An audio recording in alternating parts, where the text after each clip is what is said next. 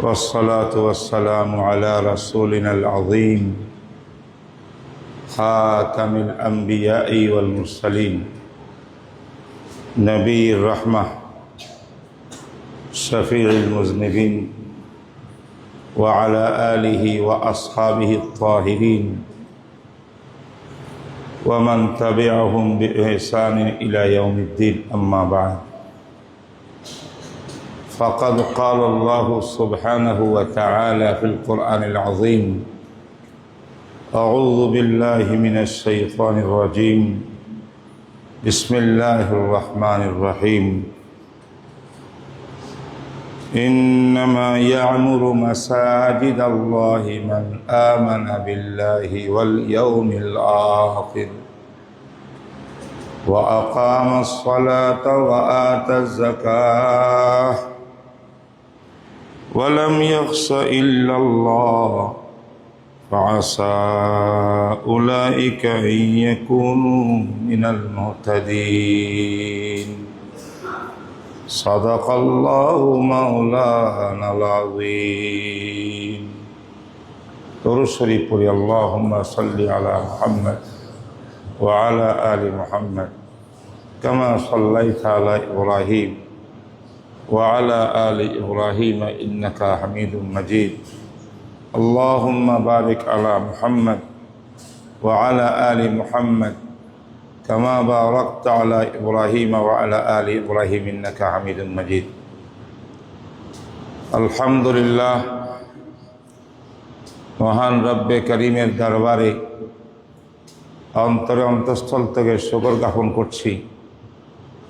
দীর্ঘদিন পরে প্রায় 5 মাসের অধিক সময় আমার আমেরিকার মধ্যে গেছে। গত রাত 2টার দিকে পৌঁছেছি।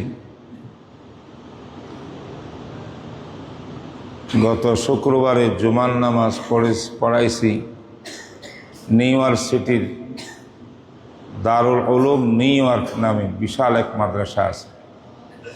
সেই মাদ্রাসা মসজিদে জুমার নামাজ পড়াইছি। শনিবারে আবার কোরআন তাফসির হয়েছে সেখানে। প্রত্যেক শনিবার আমার তাফসির হয়। আর এরাদা করেছি আগামী জুমা মানে আজকের জুমা আল্লাহ পাক যদি আসানির সাথে সালামতির সাথে দেশে পৌঁছান আপনাদের সঙ্গে আদায় করব।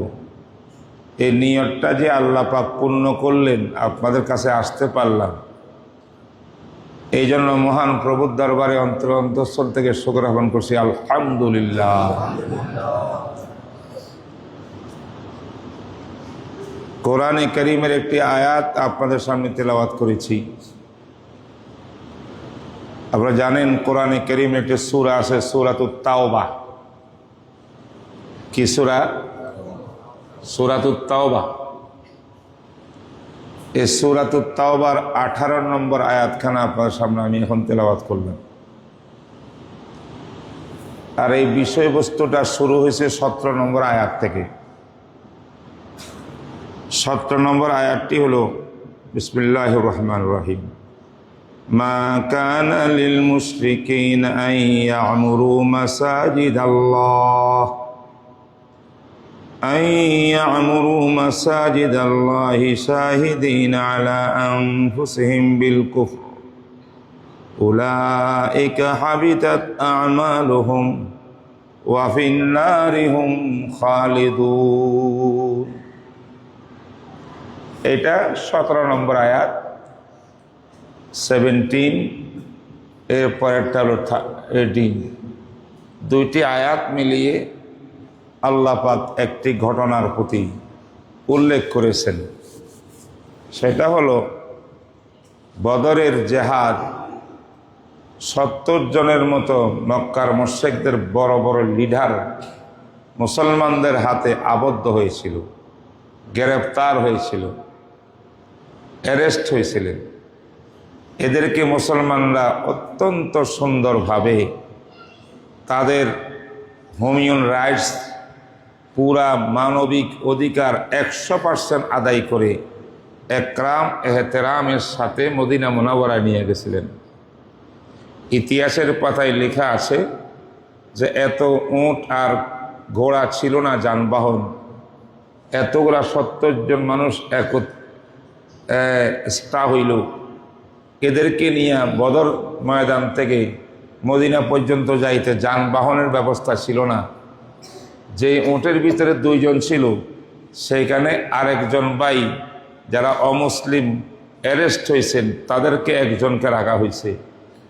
কোনো সময় দেখা গেল ভাই উটের মধ্যে আর 3 জনের ব্যবস্থা নাই, তার একজন মুসলমান ভাই হেঁটে হেঁটে গেছেন, আর যিনি যুদ্ধবন্দী তাকে কিন্তু উটের উপরে চড়াইয়া যানবাহনের উপরে করি একরামের সাথে নিয়ে গেছেন।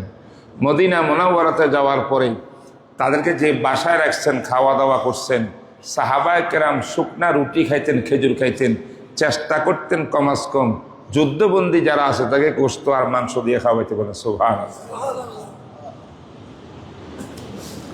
এটা হলো ইসলাম। আর বর্তমান আপনারা কিছুদিন আগে শুনেছেন বা দেখতেছেন, এখনো আছে, গাজার মুসলমানদেরকে, ফিলিস্তিনের মুসলমানদেরকে ইহুদি বদমাশরা ইসরায়েল কিভাবে নির্যাতন করতেছে জেলের ভিতরে। চুক্তিপত্র হয়ে গেছে যে এদেরকে মুক্ত করতে হবে, তারাও ওদেরকে মুক্ত করে দিয়েছে। মুক্ত করা কালীন 150 মুসলমানদের হাত পাও কেটে বিকল করে মাজুর করে তারপরে রিটার্ন দিয়েছে। 120 জনকে গুলি করে হত্যা করছে জেলখানার ভিতরে, আর বলছে এরা আগে মারা গেছে। আগে মারা যায় নাই, এখনই তারা মারছে, হত্যা করে তা রিটার্ন দিচ্ছে। খাওয়া নাই, দাওয়া নাই, নির্মম ইতিহাস এই কয়েদিদের। এই হলো জালেম ইহুদিদের চরিত্র। আর বদরের কয়েদিদেরকে যারা মুসলমানরা একরাম করছে, এটা মুসলমানের চরিত্র।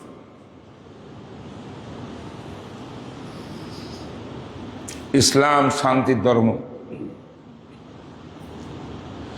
একটা মানুষ কাফের হইতে পারে, তারও একটা মানবিক অধিকার আছে, সে অধিকার ইসলাম দিয়ে যাচ্ছে সব সময়। সেই বন্দীদের ভিতরে একজন ছিলেন আপন চাচা মুহাম্মদুর রাসূলুল্লাহ সাল্লাল্লাহু আলাইহি ওয়াসাল্লামের চাচা আব্বাস রাদিয়াল্লাহু তাআলা। সুবহানাল্লাহ। আব্বাস যুদ্ধবন্দী, অন্যদের এই অবস্থা, আব্বাসের জন্য সেই অবস্থা। আপন চাচা, আপন পিতা, চাচা, ভাই, বোন, রক্তের সম্পর্কের মূল্য পরে, আগে ইমানের মূল্য। বলেন সুবহানাল্লাহ। ইমান নাই, আব্বাস তখন মোমেন হন নাই, ইমান গ্রহণ করেন নাই তখন, বুঝতে পারছেন? এই কারণে হযরত আব্বাসের সঙ্গে অন্যান্য যুদ্ধবন্দীদের মতো আচরণ করা হয়েছে, যদিও মুহাম্মদ রাসূলুল্লাহ আপন ভাতিজা। সুবহানাল্লাহ। মোহতারাম দোস্ত, কথা এইদিকে বললে অনেক লম্বা চূড়া হয়ে যাবে। যে 2টি আয়াত তেলাওয়াত করছি, এই আয়াতের শানে নুজুল বয়ান করতেছি আপনাদেরকে। হযরত আলী রাদিয়াল্লাহু তাআলা আনহু বলেন আব্বাসকে, আব্বাস তো আপন চাচা, রসুলের যেমন চাচা, আলীরও চাচা। বলেন আব্বাস চাচা, আপনি কিভাবে পারলেন আপনার ভাতিজা মুহাম্মদ রাসূলের বিরুদ্ধে অস্ত্র ধরতে? আপনার গায়ে লাগে নাই, মাথায় ঢুকে নাই, আপনি তো আহলে বাইত, নবীর বংশের একজন। আপনি, আপনার মতো লিডার, এত বড় বৈজ্ঞানিক মানুষ, এত বড় বুদ্ধিমান, আপনি কিভাবে পারলেন? অন্যদের কথা বাদই দিলাম, এইভাবে আব্বাসকে তিরস্কার করতেছিল। কেন আপনি ঈমান আনলেন না? আচ্ছা, ঈমান আনা না আনা আপনার ব্যক্তিগত ব্যাপার, ঈমান নিয়ে বাড়াবাড়ি নেই, লা ইকরাহা ফিদ্দিন। তবে আপনি বিরুদ্ধে জেহাদের ময়দানে আসলেন, বদরের যুদ্ধে আসলেন, গুলি ধরার জন্য, বন্দুক ধরার জন্য মুহাম্মদ রাসূলের বিরুদ্ধে। এটা পারলেন কেমনে? আরো বিভিন্ন সাহাবারা বলতেছেন, আলী বেশি করে বলছেন। আব্বাস বলেন, ভাতিজা আর কত লজ্জা দিবা? আমি না হলে একটা দোষ করছি আর কি, আমার কি আর কোনো গুণ নাই? সুবহানাল্লাহ। সাহাবারা জিজ্ঞেস করে, আপনার আবার কি কি গুণ আছে বলুন তো? 1 নম্বর, আমি কিন্তু বাইতুল্লাহ শরীফ নির্মাণকারীদের সন্তান, নির্মাণকারীদের মধ্যে আমিও ছিলাম। আমি খানায় কাবা নির্মাণ করেছি, ইসলামের আগের কথা। 2 নম্বর, আমি মক্কা শরীফ, খানায় কাবা, বাইতুল্লাহ শরীফের মোতাওয়াল্লি, বা আমি বাইতুল্লাহ শরীফের সভাপতি, আমি বাইতুল্লাহ শরীফের খাদেম, আমি এই খানায় কাবার সব কিছু দেখভাল আমি আব্বাস করি। এটাকে আমার গুণ না? আমি হুজ্জাজে কেরাম হাজিদেরকে জমজম থেকে পানি নিয়ে নিজের হাতে পানি পান করাই, সেকায়াতুল হাজি, আমি সেকায়াতুল হাজ, সাকিউল হাজ, এটা কি আমার অবদান না? আমি বন্দীদেরকে পাইলে, গোলাম পাইলে তাকে সাহায্য করিয়া তাকে আজাদ মুক্ত করার জন্য সহায়তা করতাম, এটা কি আমার ভালো কাজ না? এইভাবে বেশ কয়েকটা ভালো কাজের উল্লেখ করলেন হয়তো আব্বাস। কথাটা বুঝছেন কিনা? এই সংক্রান্ত ব্যাপারে এখন কথা কারটা সত্য, আলিফটা শুদ্ধ না আব্বাসের দাবি শুদ্ধ, এই ব্যাপারে আল্লাহ পাক বয়ান করতেছেন। কি বলেন? মা কানা লিল মুশরিকিনা ইয়ামুরু মাসাজিদাল্লাহ يعمروا مساجد الله شاهدين على أنفسهم بالكفر أولئك حبطت أعمالهم وفي النار هم فيها خالدون। আল্লাহ পাক আরশে আজিম থেকে কোরআনের আয়াত নাজিল করে তার বয়ান দিলেন, ফয়সালা দিলেন যে আব্বাসের দাবি তো বড় বড়, আসলে কাজগুলো বড় বড়। মসজিদ নির্মাণ করতে পারা সহজ ব্যাপার না। আল্লাহ পাক যার তার দ্বারাই মসজিদ নির্মাণ করার না। আল্লাহ পাক হাজিদেরকে জমজম পানি পান করার এই বিশাল ফজিলত আর কাহকের দ্বারা করার নাই। সব কথা ঠিক, ব্যাপারটা হইল কোন মুশরিক যতক্ষণ ঈমান গ্রহণ না করবে, শিরিককারী মুশরিক ব্যক্তির আল্লাহর ঘর মসজিদ নির্মাণ করার কোনো অধিকার নেই। সুবহানাল্লাহ বলেন। মুশরিক মসজিদ নির্মাণ করতে পারবে না, অধিকার নাই। মসজিদ নির্মাণ করার 2 অর্থ, একটা হলো এই ইট বালি সিমেন্ট দিয়া, টাকা পয়সা দিয়া মসজিদের বিল্ডিং নির্মাণ করা। আর একটা ইয়ামুরুর অর্থ হইল মসজিদে আসা যাওয়া করা, মসজিদে বসা, ইবাদত করা, জিকির করা, কোরআনে পাক তেলাওয়াত করা, কোরআন শিক্ষা করা, কোরআন মসজিদের খেদমত করা, এই ময়লা পরিষ্কার করা, লাইট জ্বালানো, পরিষ্কার পরিচ্ছন্ন করা, যা কিছু আমাদের খাদেমরা করেন মসজিদের, এই কাজটা হলো মহা বড় মূল্যবান কাজ। এই কাজগুলো, তবে এই কাজগুলো কোনো মুশরিকের দ্বারায় সাধে না, মুশরিকের অধিকার নাই। এই কাজগুলো করবে একমাত্র ঈমানদারেরা। সুবহানাল্লাহ।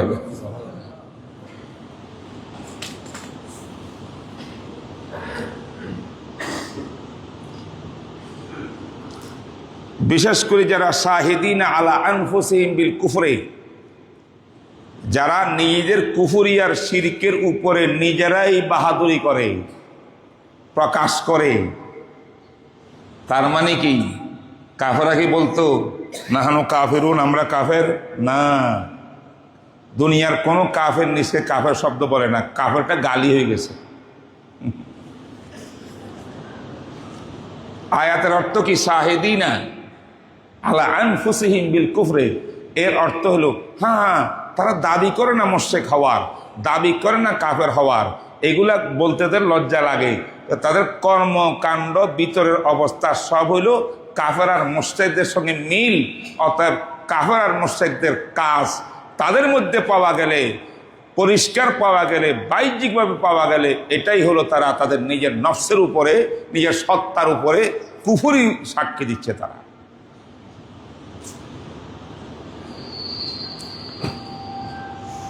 উলাইকা হাবিতাত আমালুহুম,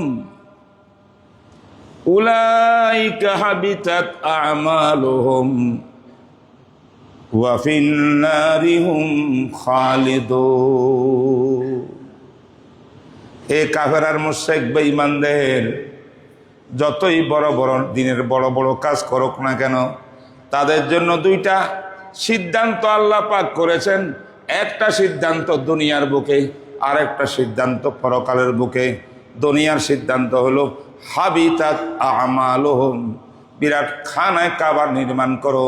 তোমাদের নির্মাণ করার 2টি পয়সাও আল্লাহর কাছে মূল্যায়ন নাই। তোমাদের এই আমলটা আল্লাহ পাক হাবিতাত, জব্দ, বাতিল করে দিয়েছেন। এবং তোমরা মসজিদের মধ্যে হুজ্জাজে কেরামকে জমজমে পানি পান করাও, বিরাট বড় ফজিলতের কাজ ছিল।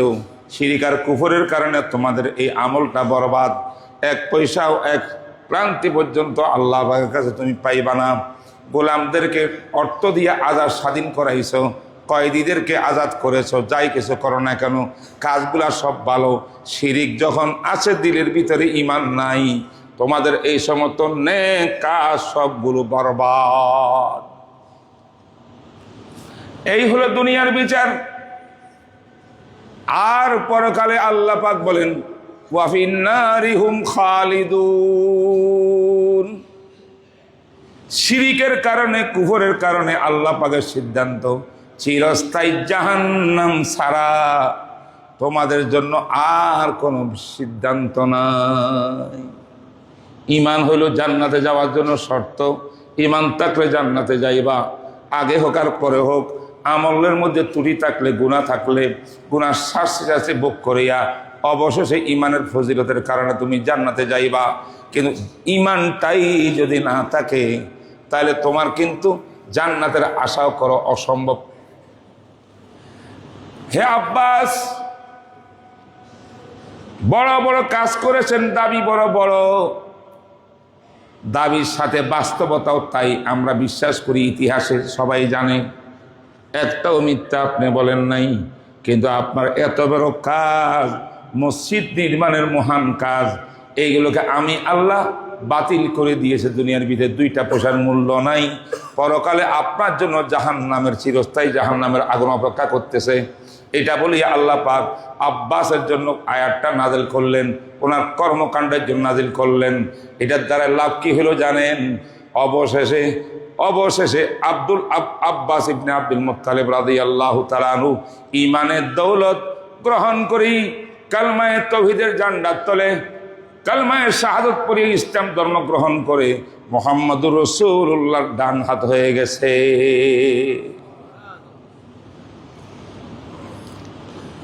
18 নম্বর আয়াতের মধ্যে আল্লাহ পাক বলেন, এতক্ষণ বললেন মুশরিকদের জন্য মসজিদ নির্মাণের কোনো অধিকার নাই, করলেও কোনো 2 পয়সার দাম নাই। তাই কোনো মুশরিক আমাদের এই মসজিদের মধ্যে প্রবেশ করতে চাইলে, এইখানে ইমামের পেছনে আসিয়া লেকচার দিতে চাইলে, কোনো বেঈমান অমুসলিম কাহকে অনুমতি দেওয়া হবে না। মসজিদের মধ্যে প্রবেশ করা অমুসলিমদের কাজ নয়। জায়েজ না জায়েজ এটা ভিন্ন কথা, উচিত নয় মুসলমানের জন্য এইভাবে সুযোগ দেওয়া। এটার অর্থ হইল অমুসলিমদেরকে আপনি মাথার উপরে নিলেন, তারা মাথার উপরে নেওয়ার জিনিসও না, আবার তারা নির্যাতন পাওয়ার জিনিসও না। নির্যাতনও করা যাবে না, তাদেরকে প্রাধান্যতাও দেওয়া যাবে না। ঠিক না বেঠিক বলেন? কোন মুসলিম কাফের যদি বলে আমি 4 নম্বর সেক্টর মসজিদের 3 তলাটা আমি করে দেব, কয়েক কোটি টাকা লাগবে নাও আমার থেকে, আমি আশা করি আমার কমিটি 1 পয়সা নিবে না। কি বলেন? ঠিক না বেঠিক বলেন? আগে মুসলমান হও। আল্লাহর ঘর নির্মাণ করা হয় আল্লাহর ইবাদত করার জন্য, আল্লাহ তৌহিদের গীত গাওয়ার জন্য মসজিদ নির্মাণিত হয়। মসজিদ নির্মাণ হয় আল্লাহর কোরআনের ক্লাস করার জন্য। মসজিদ নির্মাণ হয় জিকরুল্লাহ, আল্লাহর জিকির আর কোরআন তেলাওয়াত করার জন্য। তুমি কেডা? যেই ব্যক্তি কোরআন মানো না, কোরআনের প্রতি তোমার বিশ্বাস নাই, এক তৌহিদের প্রতি, আল্লাহর তৌহিদের উপরে বিশ্বাস নাই, ঈমান নাই, তুমি কেন মসজিদ নির্মাণ করতে চাও কেন, টাকা অর্থ দিতে চাও কেন? বোঝা গেল কালিমাত ভাষা ভালো, মতলব খারাপ। তাই মসজিদের ভিতরে কে দিবে? ইন্নামা ইয়ামুরু মাসাজিদাল্লাহি মান আমানা বিল্লাহি ওয়াল ইয়াউমিল আখির ওয়া আকামাস সালাতা ওয়া আতাজ যাকাতা ওয়া লাম ইয়াখশা ইল্লাল্লাহ ফাআসা উলাইকা আন ইয়াকুনু মিনাল মুহতাদিন। সুবহানাল্লাহ বলেন। আল্লাহ পাক রব্বুল আলামিন বলেন ইন্নামা, আরবি ভাষা যারা জানেন আলেম সম্প্রদায়, ইন্নামা শব্দ এটা আসে একমাত্র এটাই সত্য, এর বাইরে সব মিথ্যা, একমাত্র এটাই সত্য, এই কথা বোঝানোর জন্য ইন্নামা শব্দটা আসে। আল্লাহ পাক বলেন ইন্নামা ইয়ামুরু মাসাজিদাল্লাহ, মসজিদ নির্মাণ করবে কে? মসজিদ নির্মাণের সাহায্য করবে কে? টাকা পয়সা অর্থ করে দিবে কে? রড সিমেন্ট ইট বালি কে দিবে? কে দিবে? আল্লাহ পাক বলেন কে দিবে জানো? মান আমানা বিল্লাহি ওয়াল ইয়াউমিল আখির, যেই ব্যক্তি আল্লাহর প্রতি অগাধ বিশ্বাস, ঈমান, পরকালের প্রতি ঈমান, আল্লাহর প্রতি ঈমান, পরকালের প্রতি ঈমান, এই দুইটা শব্দ বলিয়া কমপ্লিট ঈমান বোঝানো হয়েছে। আমানতু বিল্লাহ ওয়া মালাইকাতিহি ওয়া কুতুবিহি ওয়া রুসুলিহি ওয়াল ইয়াউমিল আখির ওয়াল কদরি খাইরিহি ওয়া শাররিহি মিনাল্লাহি তাআলা ওয়াল বাসি বাদাল মাউত। জিবরিল আমিন এসেছিলেন বিশ্বনবীর দরবারে, হাদিস জিবরাইল, বুখারী শরীফের হাদিস। আশিক ইয়া মুহাম্মদ মাল ঈমান, মুহাম্মদ আমি জানতে চাই বলুন তো ঈমান কাকে বলে? মুহাম্মদ রাসূলুল্লাহ সাল্লাল্লাহু আলাইহি ওয়াসাল্লাম ঈমানের ডেফিনিশন দিয়েছেন, ঈমানের সংজ্ঞা দিয়েছেন। বলছেন কি? আল ঈমানু আন তুমিনা বিল্লাহ ওয়া মালাইকাতিহি ওয়া কুতুবিহি ওয়া রাসূলিহি। অর্থাৎ ঈমানে মুফাসসালে আমরা যা পড়েছি ছোটবেলায় মুক্তবের মধ্যে, ওইটাই কোথায় আছে? জিবরাইল ইসলামের হাদিসের মধ্যে আছে। সুবহানাল্লাহ বলেন। অনেক ভাইরা আমাদের মুক্তবের পড়াকে পছন্দ করে না, ওদের ঈমানে মুফাসসাল, ঈমানে মুজাম্মাল এই সমস্ত শব্দ কই পাইছে? এটা কোরআন হাদিসের কোনো কোনায় কানায় কোথা তো পাওয়া যায় না। এইগুলো সব বেদাতি কাজ কারবার। ও আমার ভাইরা, মুখকে সামলাই কো, এলেম না থাকলে চুপ থাকো, জানো না চুপ থাকো, না জানি আলতু ফালতু ফতোয়া দিও না। ঈমানে মুফাসসাল যাই আছে হাদিসে জিবরাইল মুহাম্মদ রাসূলের হাদিসের মধ্যে তাই আছে। শরম লাগে না? ফতোয়া তো এলেম নলেজ কিচ্ছু ছাড়া। আল্লাহর নবী বললেন, হে জিবরাইল, ঈমানের উসুল হলো 6টা। বলেন সুবহানাল্লাহ। 6টা পয়েন্টের উপরে পরিপূর্ণ ঈমান যদি রাখো তাহলে তুমি মুমিনে কামেল। এই 6টা জিনিস কি ঈমানে মুফাসসালে আল্লাহ পাক বয়ান করছেন। আজকে এই আলোচনা করার সময় আমার কাছে নেই। আল্লাহ পাক বলেন মসজিদ কে নির্মাণ করতে পারে? আল্লাহ পাক কাকে কাকে কবুল করেন? আল্লাহর ঘরের জন্য টাকা পয়সা দেওয়ার জন্যে, নির্মাণ করার জন্যে, অর্থ করে দেওয়ার জন্যে। আয়াত শরীফে আল্লাহ পাক বলেন যেই ব্যক্তি আল্লাহর প্রতি ঈমান, পরকালের প্রতি ঈমান, তথা মুহাম্মদুর রাসূলের রিসালাতের প্রতি ঈমান, আসমানি কিতাবের প্রতি ঈমান, ফেরেশতাদের প্রতি ঈমান, তাকদীরের প্রতি ঈমান, পরকালে আবার দুনিয়াতে জীবিত হওয়ার প্রতি ঈমান, 6টি পয়েন্টের উপরে ঈমান আনিয়া যে পরিপূর্ণ ঈমান ধারণ করেছে, ঈমানওয়ালারাই মসজিদে দান করতে পারে। সুবহানাল্লাহ বলেন। করবেন নি দান? জি, আমাদের মসজিদের 3 তলা। আমি কিন্তু আমেরিকার মধ্যে থেকেই আমি খোঁজখবর নিচ্ছিলাম, 3য় তলার কাজ কবে আরম্ভ হয়েছে, কতটুকু হয়েছে। আমি এত ব্যস্ততার মধ্যেও খবর নিছি, তো দেখলাম যে আমি আসি গেলাম 5-5.5 মাস হয়ে গেল, আমাদের মসজিদের মাত্র অর্ধেক ছাদ ডালাই হয়েছে, আরও বাকি অর্ধেক রয়ে গেছে। উচিত ছিল আমরা ছাদটা পরিপূর্ণ ডালাই করি, মসজিদের অন্যান্য আনুষঙ্গিক কাজও আমরা কমপ্লিট করতাম। আমার মনে হয়, আমি জানি না, মাত্র আসছি, এখন আমি কারোর সঙ্গে সাক্ষাৎ হয় নাই, কত হয় নাই। ফান্ড মনে এত মজবুত না, দুর্বল ফান্ড। আমি জিজ্ঞাসা করতে পারি, হাজার হাজার মসজিদ, আল্লাহ আমার দিলটা ভরে যায়। আমি নিউ ইয়র্ক সিটির অল সিটির বড় বড় মসজিদ একটাও বাদ দিই নাই। প্রত্যেক মসজিদে আমি জুমা পড়াইছি বা তাফসির করেছি। বাপলুর কোনো বড় মসজিদ বাদ দিই নাই, নিউ জার্সি বাদ দিই নাই। নিউ জার্সির সবচেয়ে বড় মসজিদ শাহজালাল মসজিদ, জালালাবাদ মসজিদ সিলেটের, ওই বড় মসজিদে আমি নামাজ পড়াইছি। আবার বাপলুর কেন্দ্রীয় মসজিদ প্রায় 1000 মুসল্লি ছিল, এদিন তাফসির মাহফিল করেছি। আবার বিভিন্ন সিটিতে আমি জুমার নামাজ পড়াইছি। আল্লাহ, এমন একটা সুন্দর মসজিদ আমাদের 4 নম্বর সেক্টরের মধ্যে, পুরা আমেরিকা তালাশ করলেও পাওয়া যাবে না, জানেন? এত সুন্দর। আল্লাহু আকবার। এক এক মসজিদে 5টা জামাত হয় জুমার নামাজ। ছোট ছোট মসজিদ, নাম করা মসজিদ, ম্যানহাটনে আসাবা মসজিদ, মদিনা মসজিদ। যারা গেছেন আমেরিকা জানেন না, বলেন কত বড় মসজিদ এগুলা। আমাদের বাংলাদেশে আল্লাহর রহমতে মসজিদের শহর, সারা ঢাকা শহর, সারা বাংলাদেশ আল্লাহ পাকের বান্দারা অর্থ করে দিয়া আজিমুসান আল্লাহর ঘর তৈয়ার করছেন। আল্লাহর ঘর তৈয়ার যখন হচ্ছে মুসলমানদের টাকা দিয়া, এটা আল্লাহ পাকের বাংলাদেশের মুসলমানের জন্য বহুত বড় নিয়ামত, বহুত বড় নিয়ামত। এই নিয়ামতের কদরদানি করতে হবে। আমি আশা করি 4 নম্বর সেক্টর এই মসজিদের মুসল্লি আজকেই সিদ্ধান্ত নেন, অর্থকড়ির যদি কমতি থাকে, ফান্ড দুর্বল থাকে, ফান্ড রাইজিং করে ভালো করে সবাই মিলে চলে এই মসজিদের 3 তলার কাজ, 4 তলার কাজ, যা যা কাজ আছে ইনশাল্লাহ অতি তাড়াতাড়ি আমরা সমাপ্ত করবো ইনশাল্লাহ। কি বলেন? কারা কারা রাজি আছি? আল্লাহকে একটু হাতটা দেখান তো ইনশাল্লাহ। সবাই হাত উঠাইছেন? সবাই দিবেন তো টাকা পয়সা ইনশাল্লাহ? আরে মিয়া, হাদিস মধ্যে আছে, হযরতে জাবের রাদিয়াল্লাহু তাআলা আনহু থেকে হাদিস বর্ণিত। এটা হাদিসের মধ্যে আছে, কালা নবী সাল্লাল্লাহু আলাইহি ওয়াসাল্লাম, মান বানা লিল্লাহি মাসজিদান, যেই ব্যক্তি আল্লাহর সন্তুষ্টির জন্য ইমানের পরিচায়ক হিসাবে মসজিদ নির্মাণ করবে, সাগীরান কানা আও কাবীরান, মসজিদ ছোট হোক, বলেন না, বা বড় হোক।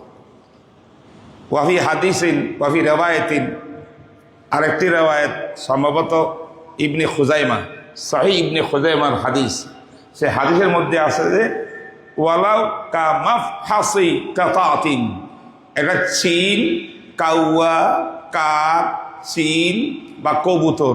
কবুতরের বাসা কতটুকু বুঝেন নাই কথা? একটা পাখির বাসার মতো ছোট যদি আপনি পারেন, এইটা যদি মসজিদ নির্মাণ করেন, তাইলে আদখালাহুল্লাহুল জান্নাহ, এর পরিবর্তে আল্লাহ পাক জান্নাতের নিয়ামত আপনাকে দান করবে। সুবহানাল্লাহ।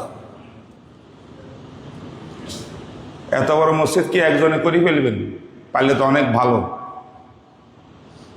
সবাই মিলে অল্প অল্প অর্থ করে দিলে কবুতরের বাসার মতো হবে না? বলেন না? সবাই দিলাম, পাখির বাসা হইতে হইতে বিশাল বড় প্রতিষ্ঠান হয়ে যাবে। আল্লাহ কবুল করুক আমাদের সবাইকে ইনশাআল্লাহ। তবে সর্বশেষ আহ্বান থাকবে, এই আয়াতের মধ্যে আরেকটা কথা আছে, কথা কিন্তু আমি শেষ করি নেই। মসজিদ নির্মাণ করবে কারা?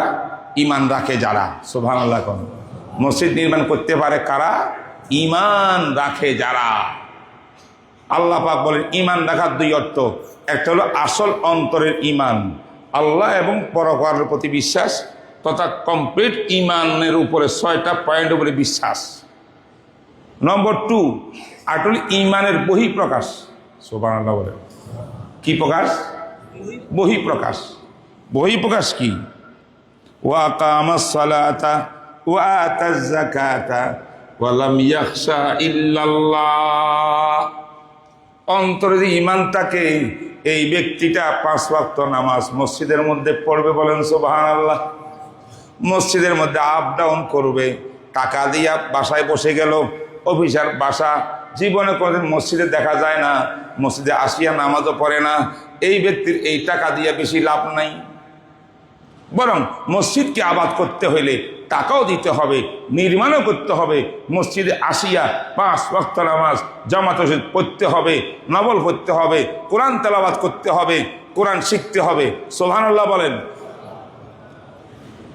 আমার ইমাম সাহেব আমাদের শ্রদ্ধেয় ইমাম, যার পিছনে আমরা নামাজ পড়ে তৃপ্তি পাই, যার বয়ান শুনি মজা লাগে, ঠিক না বেঠিক কন?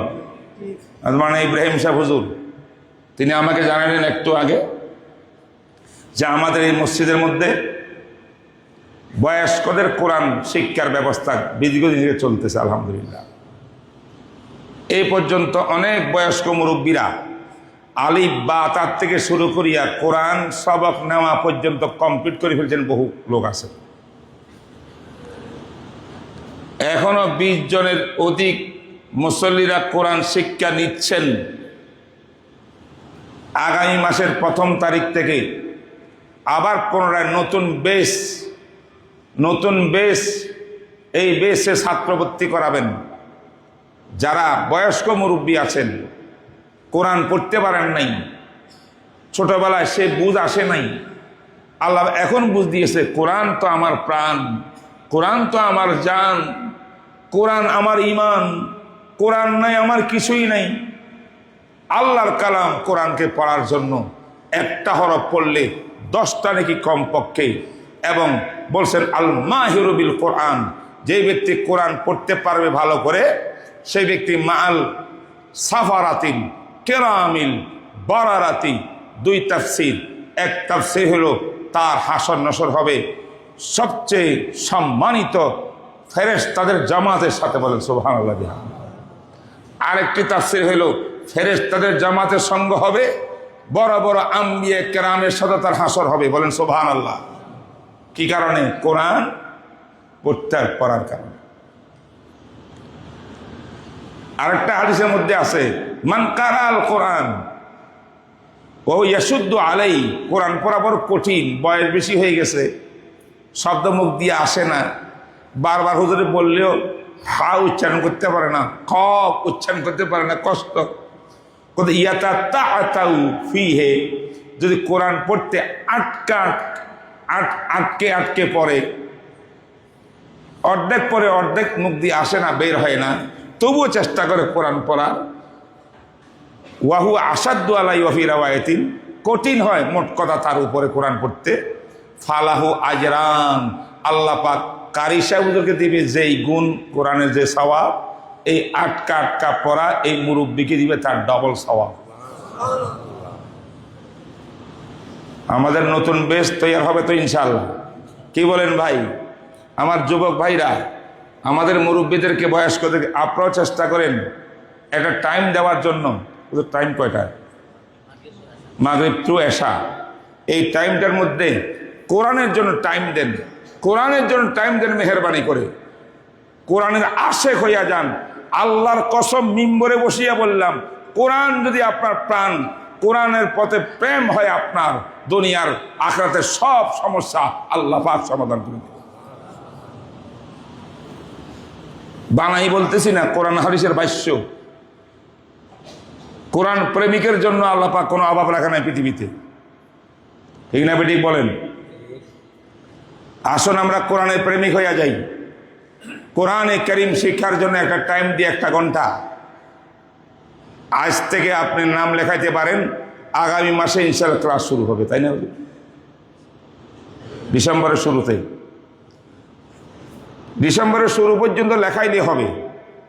নিয়ত করি ইনশাআল্লাহ, কি বলেন? কোরআন শিখবো তো ইনশাআল্লাহ। শুধু মসজিদ বানাবেন সুন্দর সুন্দর, নাকি কোরআন পড়বো আমরা? আল্লাহ কবুল করেন। মাইন্ড করিয়েন না, আমি আপনাদের মেহমান। আমি মাঝে মধ্যে আসবো আর যাব, আবার আমার আমেরিকা যাইতে হবে, 2-4 মাস আসি, আবার চলে যাব। কিছুদিন থাকি, আপনাকে একটু বিরক্ত করি, আগে একটু ফ্রি মাইন্ডে কথা বলি।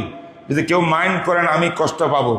আমি ভাই হিসাবে, আমার তো বয়স হয়েছে এখন 63 চলতেছে, অতএব আমি বয়সে তো কম হই নাই। এই বয়সের ভিতরে আপনাদেরকে একটু কথা ফ্রিভাবে বলি, এটা যদি আপনি কবুল করেন, গ্রহণ করেন, মহাব্বতে গ্রহণ করেন, ইনশাআল্লাহ ফায়দা হবে, আমারও ফায়দা হবে, আপনারও লাভ হবে। কি বলেন? রাজি তো ইনশাআল্লাহ? আল্লাহ পাক রব্বুল আলামিন যাহা কিছু বললাম, আর একটা হাদিস শুনেতে মনে চায়, তিরমিজি শরীফের হাদিস, সম্ভবত আনাস রাদিয়াল্লাহু তাআলা আনহু হাদিস। কালা কালা নবী আলাইহিস সালাতু ওয়াস সালাম, বিশ্বনবী মুহাম্মদ রাসূলুল্লাহ বয়ান করেন, রেওয়ায়াত করতেছেন আনাস, রসুলের 10 বছরের খাদেম আনাস রাদিয়াল্লাহু তাআলা আনহু। রসুল বলেন, যেই ব্যক্তিকে দেখবা ইয়াতা আহাদু বিল মসজিদে আপ ডাউন করে, কি করে? আসা যাওয়া করে। বারবার মসজিদে দেখা যায়, মসজিদে বসে থাকে, জিকির তেলাওয়াত করে, নফল পড়তেছে, আবার চলে যেতে, আবার আসতেছে। এই হলো ইয়াতা আহাদু শব্দের অর্থ, ইয়াতা আহাদু। তাইলে সাক্ষী দাও তুমি ওয়াহুয়া মুমিন, এই ব্যক্তি পরিপূর্ণ ঈমানওয়ালা হওয়ার এটাই তার জন্য যথেষ্ট। বলেন সুবহানাল্লাহ। কথা আমার না, আমাদের নবীজির কথা। আমার ভাইরা, মসজিদকে ভালোবাসি, 5 ওয়াক্ত নামাজকে আবাদ রাখি, জামাতকে আবাদ রাখি। ভালো একজন শিক্ষক রাখা হয়েছে কোরআন পড়ানোর জন্য। কোরআন পড়ি, এইটা আমার জীবন। আমি তো পৃথিবীর সবচেয়ে বড় দেশ আমেরিকা দেখি আসছি। সে আমেরিকার ভিতরে মুসলমান পাগল এখন মসজিদের জন্য, পাগল এখন কোরআনের জন্য, পাগল একজন আলেমের জন্য। একজন আলেম পাইলে তারা যেন জান্নাত পেয়ে গেছে। তাদের মনের পিপাসা তারা বুঝতে পেরেছে। পুরা পৃথিবী দেখিয়া, আমেরিকার ডলার দেখি, জব দেখে, সব কিছু দেখেছে, অন্তরের শান্তি, দিলের প্রশান্তি একমাত্র মসজিদের মধ্যে আর কোরআনের ভিতরে প্রশান্তি। আল্লাহ আমাকে কবুল করুন। আজকে এই পর্যন্ত, মাত্র আসলাম, এখনো পুরো ঘুম হয় নাই। 18-19 ঘন্টা সফর করি। আমার জন্য দোয়া করবেন, আমিও দোয়া করি। আর আমার প্রতিষ্ঠান যেটা কাওলাতে আছে, এটার জন্য দোয়া করবেন। অনেকদিন ছিলাম না, এই আলহামদুলিল্লাহ ছাত্রবাত জমি আছে এখনো। আমি অনলাইনে ক্লাস করতাম, হাদিস বুখারি পড়াইতাম, মিশকাত শরীফ পড়াইতাম, মুফতিদেরকে অনলাইনে পড়াইছি আমেরিকার থেকে। এখানে আসি আবার আমেরিকার পড়াইতে হবে অনলাইনে আবার, সেখানে বিরাট এক মাদ্রাসা হয়ে গেছে আলহামদুলিল্লাহ বলেন। তো এইভাবে দিনের খেদমত করে করে যেন শেষ নিঃশ্বাস থাকতে পারি, সর্বশেষ নিঃশ্বাসটা যেন কালা রাসূলুল্লাহর মধ্যে কাটাইতে পারি, আল্লাহর কোরআন তেলাওয়াত করতে কাটাইতে পারি, সেই তৌফিক আল্লাহ পাক দান করুন সবাইকে, আমিন বলেন। সাল্লাল্লাহু তাআলা আলা খাইরি খালকি মুহাম্মদ ওয়া আলা আলিহি ওয়া সাহবিহি আজমাইন। আসসালামু আলাইকুম ওয়া রাহমাতুল্লাহি ওয়া বারাকাতুহু। সুন্নাত পড়ি।